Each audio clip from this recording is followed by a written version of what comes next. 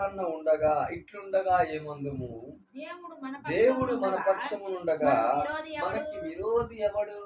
హల్లెలూయా. హల్లెలూయా. ఇక్కడ చాలా మంచి మాట అపోస్తలుడైన పౌలు గారు వర్ణిస్తూ మాట్లాడుతూ ఉన్నారు. దేవుడు మన పక్షాన ఉండగా మనకి విరోధులు ఎవరు లేరు. ఆయన కరెక్ట్. అవును. కరెక్ట్.